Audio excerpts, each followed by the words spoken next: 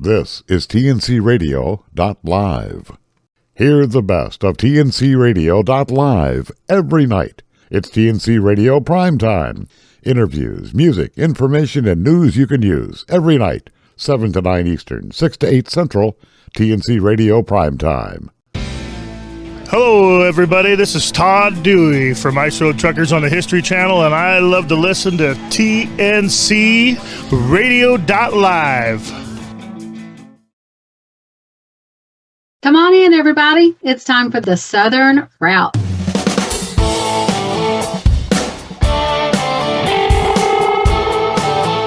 So what's the Southern Route all about? Well, it's about Southern stuff.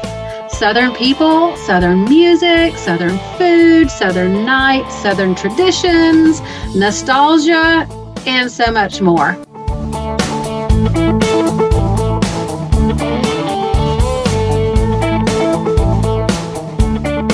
All right, welcome back, guys and gals, to the Southern Route here on TNCRadio.live. I am so excited for this next episode. I had to come. Well, everybody knows that I live in Wetumpka, Alabama. It's this little town outside Montgomery, about an hour and a half to 2 hours south of Birmingham. But my little town is so close to the next little town over called Eclectic, which is where my best friend Susan lives. And we've got lots of friends over here. So I'm on location today in Eclectic, Alabama, at the awesome local coffee shop, the Cornerstone coffee shop. And I love this little coffee shop. I love supporting local businesses. So I'm excited to be here. And she's graciously given me some space to record this episode. And I'm here with my friend Wade Jones. I don't know if you will recognize that name or not, but if you remotely recognize that name, we're going to remind you why. And if you don't, we're going to tell you why you need to look him up and get to know who he is and find out why he's the pawpaw and the king of the rednecks. So welcome to the Southern Route, my friend. Well, thank you, Shannon. How are you doing today, young lady? I am doing good. I'm so excited for this. Wade, I met Wade probably 7 years ago or so. And my parents, my aunt actually knew him, and a gentleman that we knew, named Ken, knew him. And we met him at this little establishment here in Eclectic called Bezlow's, where we used to come on the weekends and do karaoke. And that's one of Wade's favorite things. It's one of my husband's favorite things. We had a lot of good times. We did. A lot of good times. There were some good times had at Bezlow's, and unfortunately, they're not open anymore. And I'll tell you what, we sure miss that place. I miss it also because I've been a musician as well as many other things for years, and most musicians do not like karaoke. I don't know why that is, because I absolutely love it. Karaoke is one of those things that you don't have to be a superstar to have a good time at. It's not even like you have to have a lot of talent at all. It's all about the fun of it. And me, I love karaoke. I absolutely love karaoke. Well, I'm afraid of karaoke because I'm not a singer. And I know that's like the whole thing. That's the point. That's the whole point, is you don't have, it's more fun when you can't sing. I know. I just have this thing that I don't want people to laugh at me because I'm a bad singer. No, one of the most fun places I ever went to karaoke, and that we may get into this a little bit later, was in a place in Jackson, Tennessee. I was asked to come up and be a judge for the karaoke contest. So the first night, you got to pick your own song and your own genre and all that. The second night, if you made it through that first night, your contestants had to pick your song for you. So each contestant got to pick another contestant's song. Oh, so you literally could have been singing, could have been a male, deep-voiced male country singer and be singing Whitney Houston. There was no sex, age, or genre associated. You really could pick somebody the worst song they could ever sing. And we had more fun the second night than we ever did the first night. Because it was so unscripted, it was so off the cuff, and everybody was just having a good time. Yeah, karaoke is just one of those things that bring everybody together. You don't have to be able to sing. Now, we got a karaoke contest around here, too. Have you ever joined it? You're talking about Kalijah Idol. I am. Okay, so the Kalijah Idol story I have, this was way before the Redneck Island. Kalijah Idol, when they started up the first year, and I can't even remember how many years that's been now. I mean, it's been a long time. I don't remember either. But I was singing in weddings, and I had a young lady that a lot of times we were asked to do duets together. And she said, "Hey, Wade, you need to really go check out this Kalijah Idol." And I said, "Well, what is it?" And they said, "Well, it's basically a glorified karaoke contest." I said, "Well, that's awesome." I said, "But why would I go sing at it?" She said, "Well, because you've been singing for so long." I said, "But yeah, I don't totally agree with that." So here's my stance on that. I never have competed in Kalijah Idol. I judged it for 6 years.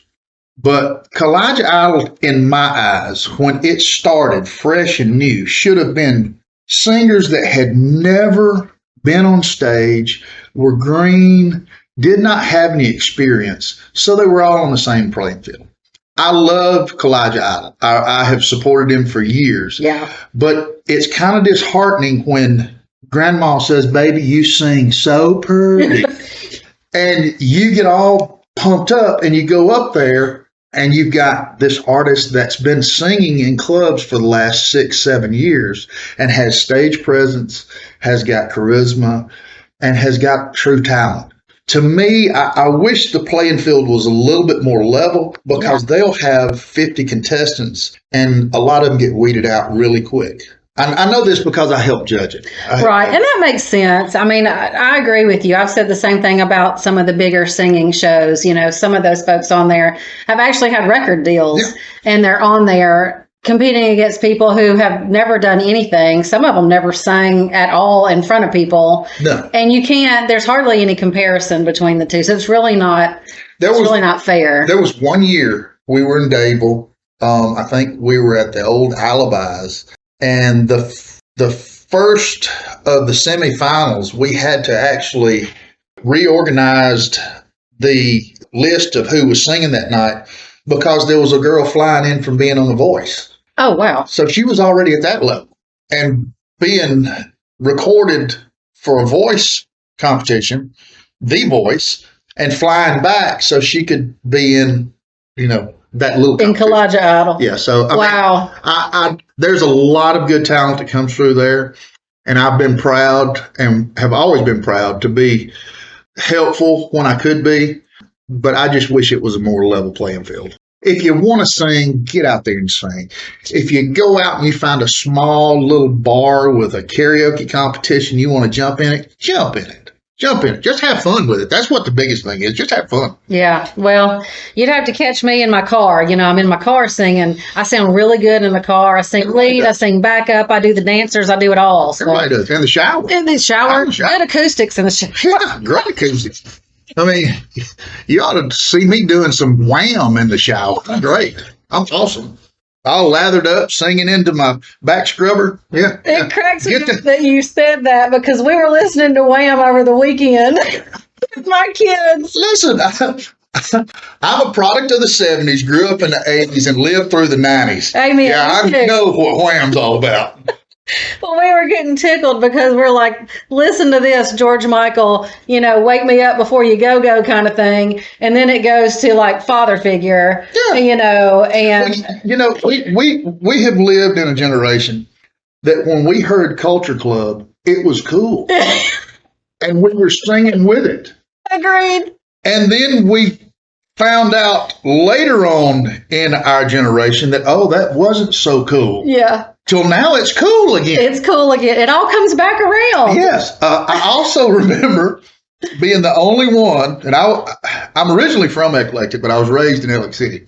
I can remember being the only one at the junior high school with the complete Michael Jackson Thriller outfit. Oh, Lord. Parachute pants, the belt that went around the waist and up the chest, and leather jacket.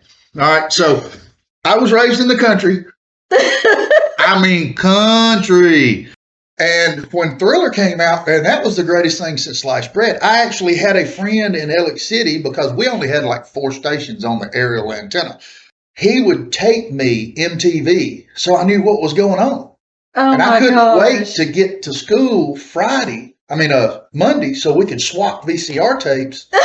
So I could go home, put it in my VCR in my bedroom, and watch MTV. And when I saw Michael Jackson in that cool outfit, I knew I had to have it. Oh my It was Lord. not such a hit when I got to junior high school.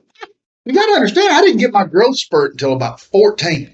So here comes this 12, 13-year-old kid in, going, you know, in this total Michael Jackson get up, as pearly white as cornbread. I mean, it was a fun time. Well, y'all don't know what Wade looks like, but you're what, 6'2"? I'm 6'2", probably 260 pounds of twisted steel and sex appeal. And a goatee. So picturing him in that outfit is cracking me up. Yeah, it was a great time. Good time. Well, music was better back then, I'm just saying. Now, some of it you go back and you think, wow, how was that ever in the top 40? But that was great music back then. It's so much better than it is now. And if there's one thing that I do miss about our generation is the guitar solo. Oh, yeah. The guitar solo. And back then, every ballad had this huge, long guitar solo. And that started back way before our time. You had guitar solos and everything. And sometime in the grunge era, the guitar solo disappeared in rock and roll. You still have some really cool licks in country, but in rock and roll, you do not have guitar solos anymore. No. And we had so many great guitarists from Lindsey Buckingham to Eric Clapton, Jimi Hendrix. Prince was a great solo he played artist. everything. But I miss the guitar solos.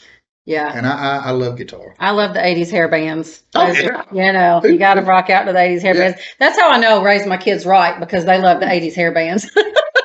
And nothing's better when you get some of the younger generation and they listen to some of your hairband stuff. And they say, oh, man, I love screaming that. Throw Steelheart in there. No. Do you remember Steelheart? I do. You basically have to be a giraffe to be able to get that high in vocals. Yeah. There's no way. I've tried it. It's horrible. It's horrible. But get some of your kids. A lot of things. I'm putting that on the list the next time we're doing karaoke. I'll murder it.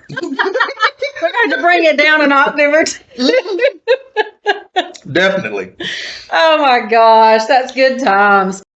Y'all, we're going to take a quick break. The Southern Route will be right back on tncradio.live to talk about Wade's experience on Redneck Island. We'll be right back.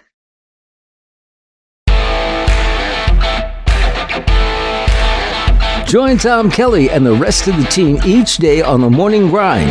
Then stay tuned for an encore presentation of last night's Landline Now. Weekdays on tncradio.live. 6 safety tips for truck driving in hot weather. Driving in the heat can create dangerous situations for truck drivers.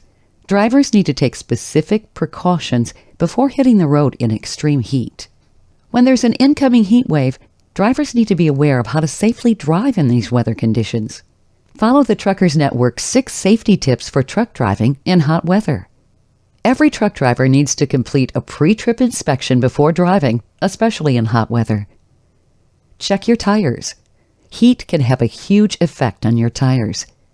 As the temperature increases, so does the air pressure in your tires. During the hottest months of the year, it's important to frequently check your tire pressure. Frequently checking your tires can save you from a blowout. To get an accurate measurement, wait for your tires to cool down before checking the pressure. The heat and friction from the road causes your tires to warm up, which will cause a rise in tire pressure. Also, don't be afraid to take a break every couple of hours to let your tires cool down. Protect your engine.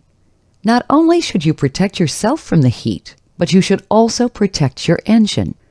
One way to keep your engine from overheating is to frequently check the engine oil. The oil keeps the engine cool and keeps the parts running smoothly. Engine coolant is just as important as engine oil. Coolant helps prevent the engine from overheating in extremely hot temperatures. Keep an eye on the coolant temperature gauge while driving. If the gauge goes above the safe temperature, pull over and see what's going on. Failing to look at the situation could lead to engine failure. Also, make sure to check for leaks in the hoses. A cracked hose can lead to engine failure. Check your brakes. Cold and hot weather affect your semi-truck's brakes. When you brake, you create a significant amount of friction and your brakes become extremely hot. When you add in hot weather, your brakes have an even higher chance of failing. To avoid your brakes from failing, brake gradually to decrease the amount of heat. Also, regularly check your brake pads to ensure they're working properly. Tips to protect yourself from the hot weather. It's just as important to protect yourself during extremely hot weather. Follow these tips to keep yourself cool and safe. Stock up on water. As the temperature increases, you need to increase your water intake. Make sure to always have water in your truck. You never know when you might get stuck in traffic or break down on the side of the road. Wear sunscreen. Many truck drivers forget this step. Even when you're in your truck, you're still exposed to the harmful UVA rays. Make sure to put sunscreen on before hitting the road. Wear light-colored clothes. Light-colored clothing reflects light, and dark-colored clothing absorbs it. Wearing light-colored, loose-fitting clothes helps you stay cooler and more comfortable. Hot Shots Secret presents Steve Summers' Overnight Drive nightly at midnight Eastern, 11 Central on tncradio.live or download the app .tncradio.live. We're back to continue our visit with Wade Jones, the winner of Season 2 of Redneck Island. Well, I tell you, I wanted to talk about Wade is famous, and I'll use air quotes, famous to us anyway, because he was on this show called Redneck Island, and it aired on CMT Radio back in what, 2012? 2012, well, 2011 was the first year. The first season. I was actually on season 2 on 2012. And he came out the King of the Rednecks. Well, I won it. Yeah. That makes him the King of the Rednecks. Yeah. He was the oldest guy. I think he was the oldest guy of the cast members. He was known as Pawpaw on the show. Actually, there was one guy that was older than me. His name was Will. At the time, I was 40. Will was like 44, I think. But Will just, he wasn't going to make it. The whole cast, if you don't know how Redneck Island worked, it's just like Survivor. It was Survivor for rednecks. And it's a popularity contest with competitions. And you basically can be voted off or you can be put out by the competition.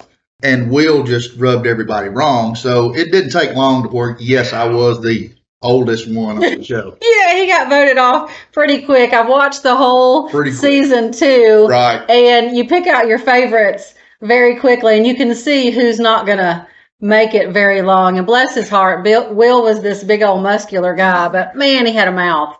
Yeah. And I could see it wasn't going to be very long. He rubbed, I guess he thought he was intimidating all the men, which we really didn't care. When I went into Redneck Island and I started seeing the competition, I figured I'd be gone in the first 2 weeks anyway. First week, maybe second week, I was looking at the vacation I was getting on somebody else's dime. Yeah. There was nothing in my head that thought that I could win that thing. So when Will comes out and, he gets out every morning and he's doing his push-ups and he's finding stuff to curl and all this stuff and he's making stuff to work out with, I guess he thought he was intimidating all the guys, and we really didn't care. But the girls are really where he messed up at, because he just totally ticked them off first day, just with his attitude. He wore fake contacts when fake contacts weren't cool. And one of the girls actually said, I don't remember if it was aired or not, said, does he think he's got game by changing his eye color? And I was like, what do you mean? I said, you hadn't seen his contacts? Those aren't his real eyes. I'd never looked at his face that long. Right. And then I realized they were telling the truth. Interesting. So yeah, it's Redneck Island. So here, let me give you the rundown on Redneck Island. So I'm gonna read the about Redneck Island information. It says Redneck Island pits contestants against one another in the ultimate redneck competition for a chance to win $100,000. So there was a huge prize at the end of this show. So it's about friendships, romance, and rivalries that keep the competitors on their toes as they face mental and physical challenges and tough elimination. So there's 14 of you all. Yes. And the host was Stone Cold Steve Austin. Steve Austin. Can you tell I used to watch wrestling? Oh, yeah. And let me tell you something. Being on Redneck Island, even today in 2022, I still see people in Walmart. Tell me how Stone Cold was. Yeah, I got to know the lowdown. How's Stone Cold?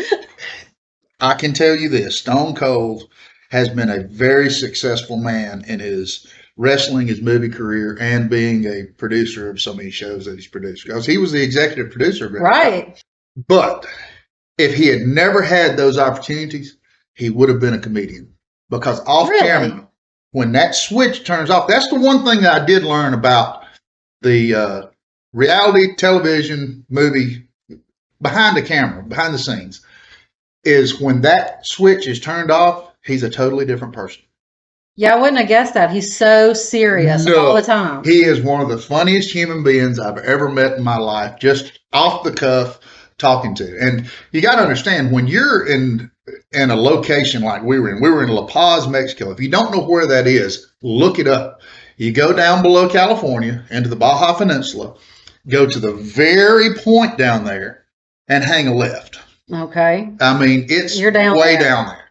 So when you're at a location like that, there's not a lot going on. Now, of course, he didn't have to stay in the huts where we did. He had a different location he stayed at, but he did come and hang out with us when they were changing film and cameras, which wasn't really film anymore, it's CD, or they were changing the setup. He would hang out with us. Well, he's a totally different person when that camera's on than when he's off. Interesting. Camera's on, he's in that tough as nails, Texas rattlesnake. That Stone Cold persona. That Stone Cold persona. When it's off, he's Steve Austin, sit back in the chair with his flip-flops, drinking beer with you. I mean, he's just a cool guy. Yeah. He was raised in Texas, and you can tell that coming out of him because he's that good a guy. I have to say, he's a great guy. Well, I'm happy to hear that because he does seem so intense just all the time. When you see him on TV, everything he seems to be in is so intense. And sometimes you wonder, do they have real personalities, or is he just like that all the time? Yeah. And you probably, if you watched wrestling like I did when we were younger, I can remember when it was Georgia Championship Wrestling. I can remember Lex Luger, Ric Flair, the American Dream, Dusty Rhodes. I mean, Blind Brian. That's back when I watched it. Jimmy the Superfly Snuka. I mean, come on. So this was the golden age of wrestling, and you just thought that these people got up mad as a hornet every day, and walked in to go get a loaf of bread and was kicking over the displays and stuff. I mean, I can remember watching Georgia Championship Wrestling on Saturdays, and on Sundays, Kung Fu Theater, because remember, I only had like 4 channels. Yeah, you didn't have a lot of options. No. And I'd watch wrestling on Saturday and go out and whip trees, thinking I was going to do the suplex on a pine tree. It was only about an inch in diameter. And then on Sunday, I'm out there with my favorite Bruce Lee poses, whooping the same tree, except I'm, doing the eye pose and stuff like that. So growing up, when you grow up in the South, you don't have a whole lot on the TV. You believe it all. That's true. And it was funny to see just how that was just slapped in my face when I met Stone Cold and the cameras went off, and he's just as cool as a cucumber, laid back, kicking his old corny feet up in the air, just hanging out with a beer. And it wasn't that he wanted, the most expensive beer we could get in Mexico either. Back then, where we were at, you get Modelo and Modelo Light. That was about it. That was it. Yeah. Not many options. None. Well, people talk about being a redneck, and, growing up, we heard redneck all the time. Right. Growing up here in Montgomery, and never thought anything negative about it. No. The actual definition of a redneck, I had to look up the actual definition because I knew it'd be somewhat different than what the definition is in my head. So it says it's basically a derogatory term, working class person, usually white, politically reactionary from a rural area, maybe unsophisticated or perceived to be unsophisticated. That is not what my definition of being a redneck has ever been in my mind from being down here. What's your definition of Sharon, redneck? do you ever wonder who writes the definition? I do. I mean, who sat down when they heard redneck for the first time and wrote that down? Yeah. Because growing up in the South, I never heard redneck as a negative term. Right. It was just like you had socialites. Okay. Well, socialites is a derogatory term if you think about it. True. A socialite to a different class of people is. But in the same note, we have gotten to, as a society, putting so many people in so many different pockets that we've forgotten that we're still all one people. We're just people. We're just people. Yeah. So when I was raised up, a redneck was just somebody that lived a certain way of life. And that was, he didn't have to go to town every day. He could be happy on a dirt road, sticking his feet into a creek, and didn't bother anybody, but didn't want to be bothered. Right. He lived his life the way he wanted to. Most of the people that I considered rednecks, and I told you before, redneck was a term that I thought so highly of. When I was 12 or 13, I went in the airbrush t-shirt that we all have to have when we go to Florida. Oh, yes. It had Our Town Redneck and a picture of the state of Alabama on it. I love it. So it was just one of those terms that it meant that I lived down in Our Town. I was country. Always had Marty Robbins or old Hank Williams playing on my dad's radio because he wouldn't let me listen to Leonard Skinner. Mine was Prince. My dad said no to Prince. Yeah, Kenny Rogers. I had all the old ones. We watched NASCAR on Sunday. Yes. Not because I wanted to, but because that was what was going to be on the TV. Right. And we hunted, we fished. We didn't think about going to town and hanging out at the tennis courts because we didn't have a tennis racket.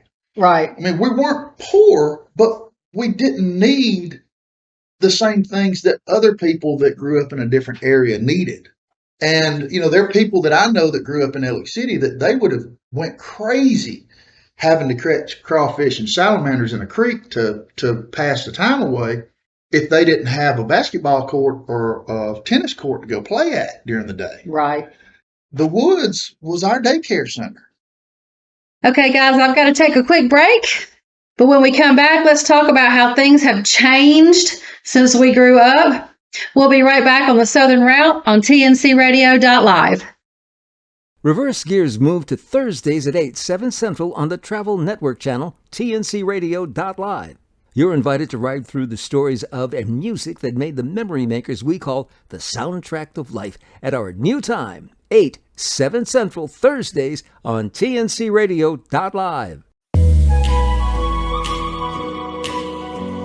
Hi, I'm Dr. Christopher Cortman, and now for the Mental Health Minute. In part one of this video, I told you the very endearing story of the splinter in the middle toe of my right foot and how it was successfully removed. And to me, that's an excellent analogy for post-traumatic stress disorder. What do I mean by that? Well, the very same system that contains the toe also contains the mind. And our system doesn't like intruders like a splinter or like a trauma. Those things need to be removed. But very often we don't remove them right away. After a trauma, instead of talking about it and dealing with it, we do our very best to bury it. In fact, one of the major symptoms of post-traumatic stress disorder is avoidance. We do our best to not talk about it, not think about it, and do whatever we can to suppress the trauma. So what happens? With the toe, there was all this protective skin. Don't go near it because I'm going to protect it. And the mind does the same thing. Let's not go anywhere near it. Vietnam veterans would say things to me like, I was in Vietnam and we don't talk about it.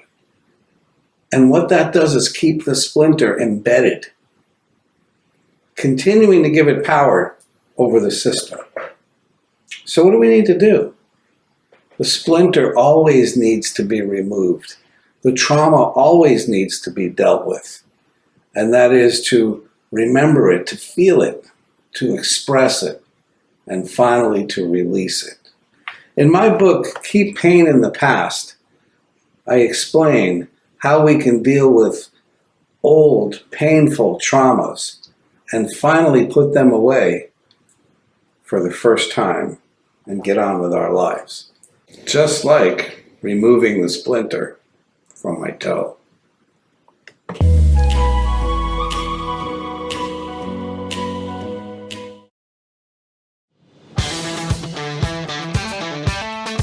I'm Shelley Johnson with Kathy Tuccaro. You can hear us Tuesdays on tncradio.live at 8 p.m. Eastern on Women Road Warriors. And don't miss Steve Summers' Overnight Drive right here on tncradio.live, weeknights midnight to 5 a.m. Eastern. Brought to you by Hot Shot Secret.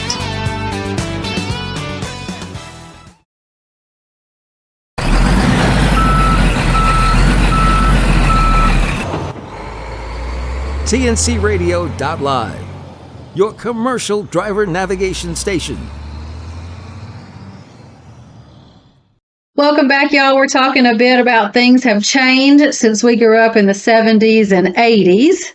That's again how things have changed and how society has changed is because I still grew up in that age where mama kicked you out of the house in the morning and said, don't be back until dark. Yep. We didn't have cell phones. They didn't know where you were during the day. We were. Yep. I lived 3 miles from Wind Creek. A lot of times we get on our bicycles and we ride to Wind Creek. Sneaking in, of course. And then one of my buddies told me, said, we ride 3 miles there and 3 miles back. That's 6 miles. I said, wow. They said, well, we ought to just ride to town. Town was 11 miles, 22 miles round trip. You do 6, you can do 12. That's what he said. We weren't on 10 speeds. We didn't have mountain bikes. We had them old BMX bikes that had one gear. And you got off when you were going up a hill because you weren't pedaling. True, yes. So the first time we did that, we made it back before dark and nobody knew that we had been terrorizing town all day long. And when I mean terrorizing, I mean, those kids zipping in and out of the sidewalks, stuff like that. We weren't doing anything illegal, but we weren't supposed to be there either. Right. But the parents didn't know where we were at back then. No, and now, gosh, you're on 360, and if you're, parents know where you are at any given second of the day. Yeah, yeah. So the redneck terminology, I think back in my day, was more of where you were from.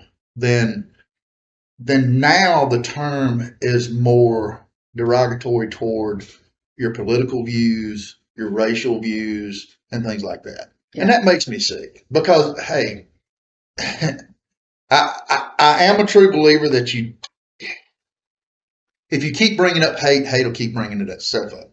So I also believe that we have to learn from our past.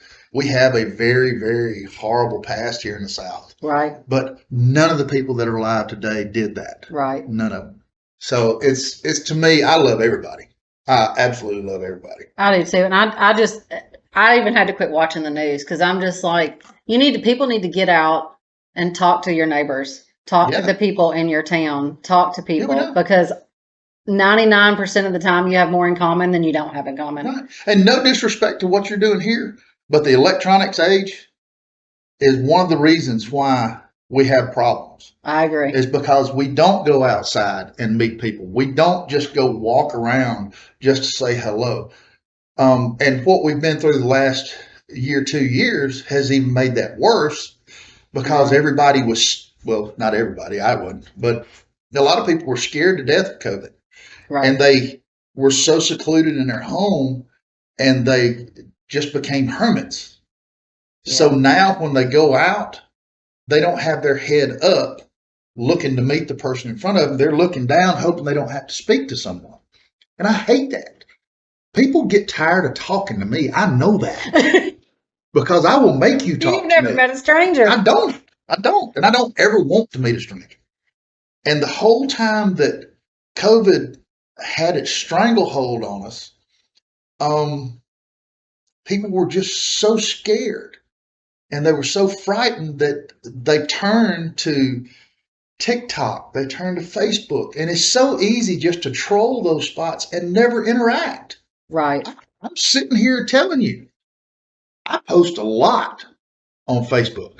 I have a lot of funny little stuff that I throw on You Facebook. do. Absolutely. And if you haven't seen it, guys, Wade Jones on Facebook. You got to go to Wade Jones on Facebook. Look You've up got some old stories. stuff. But I'm on TikTok a lot more. I'm on TikTok a lot more. And I just have this past year posted maybe 4 things on TikTok. But it's because I can sit back and I'm in everybody else's life without being in their life. Right. And I think that's where we're messing up. And they're so quick and short. It's easy to, it keeps your attention because by the time you're tired of it, you can move on to the next one. But I've worked for the public since I was 11 years old. And there are parts right now that I really miss about working for the public.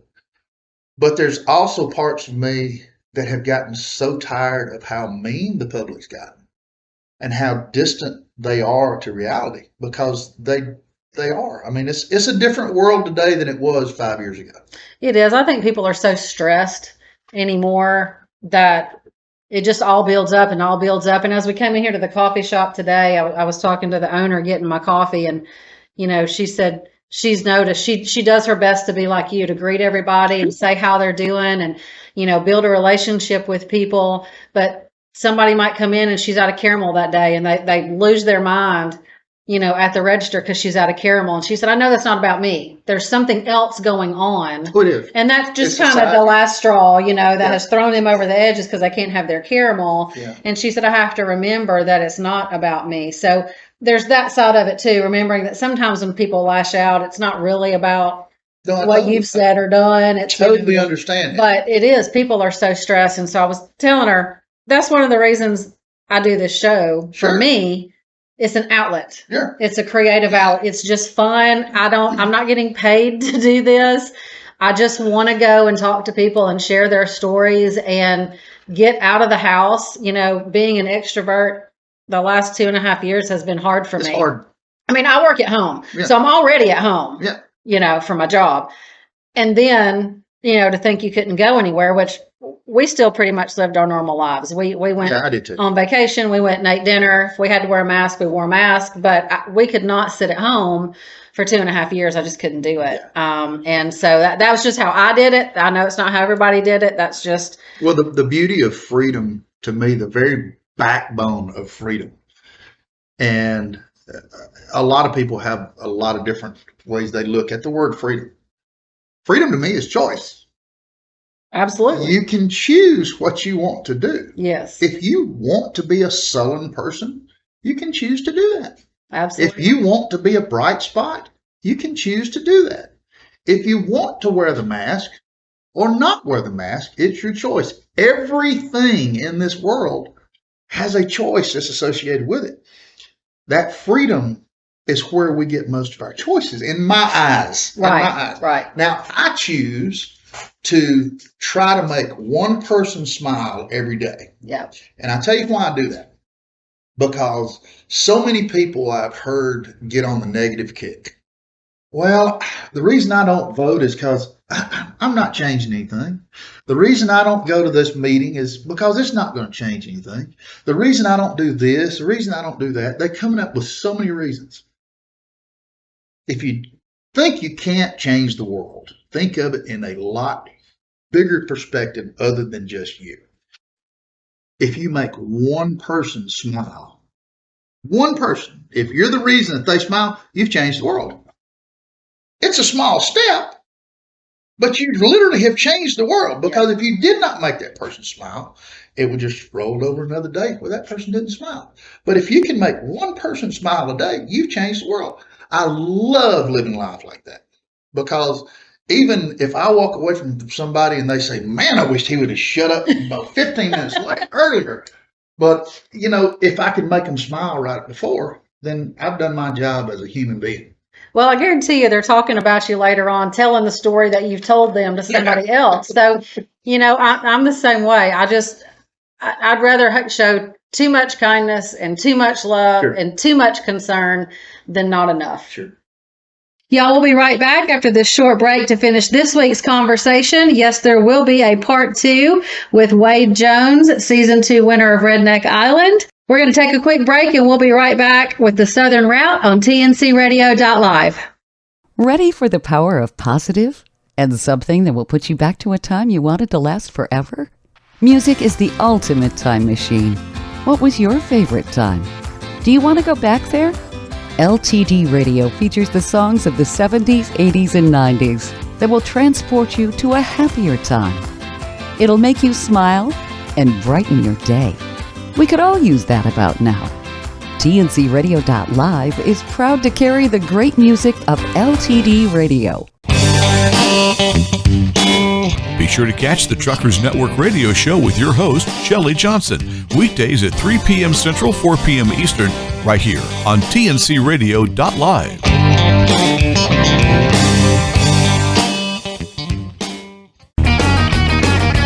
Catch Landline Now every night at 11 p.m. Eastern Time, along with an encore presentation weekdays at noon, right here on TNCRadio.live. Hey guys, we're back on our final segment of this week with Wade Jones. We're talking about his experience on season 2 of Redneck Island and the challenges he and the crew had to participate in. Sounds like a lot of fun. My dad that raised me, he said, you know, there's only one thing they cannot take away from me in this life. And I said, what's that? He said, your word. And that's something that we've gotten away from. And it was so evident when I was in California getting ready for the show, because everything had to be done with stroke of a pen. You had to put everything in ink. You had to sign contracts on everything. Yeah. There were so many contracts that I signed that covered so many different areas. I was raised by a man. He was 15 years older than my mother, so he was a lot older gentleman. I was raised by a man that still believed looking man in the eye, extending your hand, and shaking them. And that was your word. That was your bond. To me, a man that still does that, he was taught old school, and I will trust that man a lot longer than I will the paper that he's making me sign in front of him. Well, I agree, because, you know, there's attorneys that can get around all that paper shit too anyway. But I do remember on the show that was actually one of the things that was said. When you give your word, you stick to it. Right. You know, that's y'all said that. You and some of the others said that. Justin, I think. Early on, we made an alliance, a pact with the guys. And call it sexist, call it whatever you want. I was looking at the best way to keep my butt on the show as long as I could. Because it's a game. It's a game. You're there to win. So I gave my word to 4 of the guys. Or 3 other guys. And we called ourselves the 4. Right. As a wrestling reference, the 4 horsemen. We just left the horsemen on. But it wasn't until later on in the show that one of the 4 kind of started making alliances with different people. And we had to go back on that original word because he did break away from the 4. Now, I've taken some criticism over the last 10 years because it seemed like I went back on my word later on in the show. And this comes up in the last 2 episodes. Right. Are you there yet on it? Oh, I'm done with it. Okay. Yeah. I've watched it all. So if you'll remember the night that we're fixing to go into the finale, me, Justin, and Donna, and Heather was still butthurt because I shot her plate first. Right. And she wondered why. We were in the semifinals. The whole thing I'd always said was, I give my word, and I want to go up against the best that there is left on the island. All right. We're in the semifinals. There were 4 of us there. That's the semifinals. You got to start trying to win sooner or later. Right. All right. So at that point, when I answered the question right and I did what I did, she immediately just turned tail on me. But and I'm not going to give too much away from people that hadn't seen it. She was still upset when she lost that competition that night at me. And she didn't understand that I was just trying to win the game. I'd never thought that I'd make it that far, Yeah. but I was just trying to win the game. Well, I think everybody's trying to win the game, and the funny thing is, they forget that every individual person is trying to win the game, which means you got to take everybody else out. Yeah, you do. And it was almost like she thought, "You're not letting me win the game." Yeah. Well, you're right. I'm not. Yeah, I want to win you're the game. right. And when I said I wanted to go up against the best that was left on the island, I had to start picking them off sooner or later. Absolutely. And the finale, we didn't know the finale was going to have 3 contestants. I actually thought it was going to be down to 2, but the finale was down to 3 contestants. And one of the funniest things on the finale episode was I was so keyed up and in a zone because, 1, I didn't think I'd make it that far. Right. 2, both of my cast members that I was going up against were 15 years younger than me. I've never been the picture of perfect health. I drink a lot of beer, okay? And I love fried chicken and greasy foods. So I sweat chicken grease, and I got a beer belly. And so I was putting myself in the zone that I was going to leave it all out on that last competition. So one of the little side notes in editing that they had to do was everything seemed a little cloak and dagger. When you were going to a competition, they didn't let you see that competition until you first walked up to it. That way the cameras could get that reaction. Okay. So they had us blindfolded. We get out of the van and they walk us up to the competition. I'm just sitting there just all jacked up like I just drank 14 Mountain Dews or something. I don't know. And they told us to take our pillowcases off and turn around.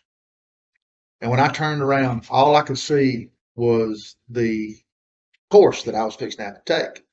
I didn't see 6 of the other competitors that had already been voted off the island off to the right.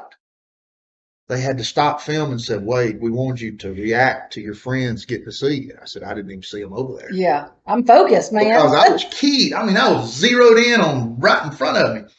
And it was funny that they had to restart that. Also, another little side note is when you're filming a reality show, they're wanting to get every bit of the good stuff. I mean, the good, bad, and the ugly, because better rating. So just in everyday life, we had 11 cameramen and 11 sound men on us at all times. At night was the only time, and that was from 7 o'clock until 11 o'clock at night. Shoot.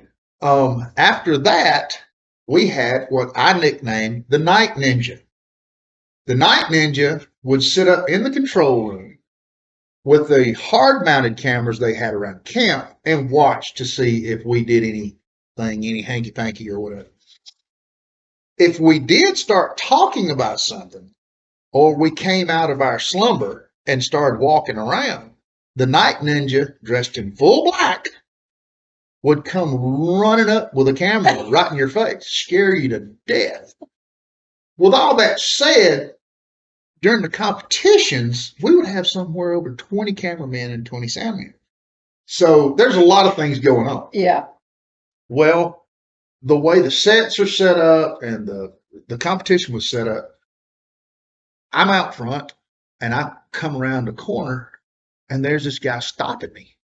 And I said, what are we doing? They said, well, we've got to move all the cameras around to the final location.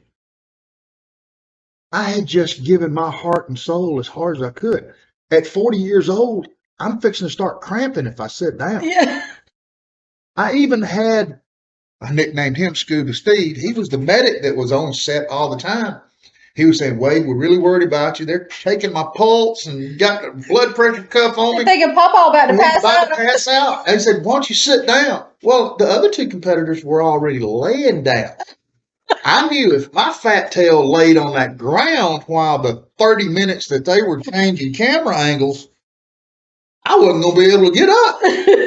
So I jogged in place for 30 minutes. Oh, my Lord. That's why my legs in the final episode looked like they're spaghetti. They were. I'd been jogging for 30 minutes. It was crazy. Crazy. Well, we got to talk about, I tell you, we got to talk about some of the challenges. So there were a couple things that went on the show. Well, one, there was 2 teams. Yes. For people that haven't watched it yet, 2 teams. There was it turned out to be the blue team and the green team. Yeah, Y'all were the Southern Thunder was the green team, and Blue Collar Brawlers was the blue team. Blue Collar Brawlers, and that was your team. That was my team. So we got to talk through, because when you're talking redneck, y'all had redneck stuff to do. We did stuff that you would see people doing on the river and on the creek bank. Country kids who didn't have anything to do making up their game. Yes. This is what the show's came about. up with these competitions really had to have a little bit of a Southern flair. Yeah. Because everything had a rope associated with it. Food stuff. I mean, yeah, you're right. Yeah. So we got to talk about, Lord, they had human cornhole. Yes. Human cornhole was the first time I'd ever been on what do they call that bag? A blob. A blob, yeah. That basically launches you into space. Yes. So it's in the water. They had put a foam cornhole board out there and had different cornholes, that if you rang one of those holes, of course, you got more points. Well, if anybody's ever done a blob, you're not in control. No. There's no control to it. No. Especially when they threw a 110-pound woman on the end of it and sent 250-pound men to launch her. That had to hurt. That had to hurt. We launched her. But yeah, it was all luck there. I'm not going to take any credit for anything there. It was all luck. It was just on where you went up, and you can't fly. No, you can't. Once you were in the air, it was all luck. Yeah, there's nothing you can do other than keep from doing a belly flop when you hit that water or landing on that foam, which a couple people did. And that could not have felt good. No. The girls, bless their hearts, talked about being bruised from landing on that foam.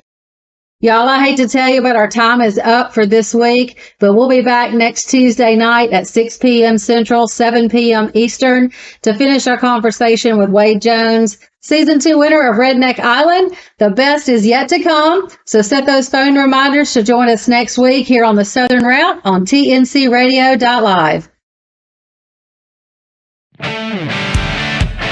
Do you have the tncradio.live app? It's free and easy to download. Just go to app.tncradio.live, Google Play, or the App Store. Get access to live streaming radio developed by drivers for drivers. Download the tncradio.live app today.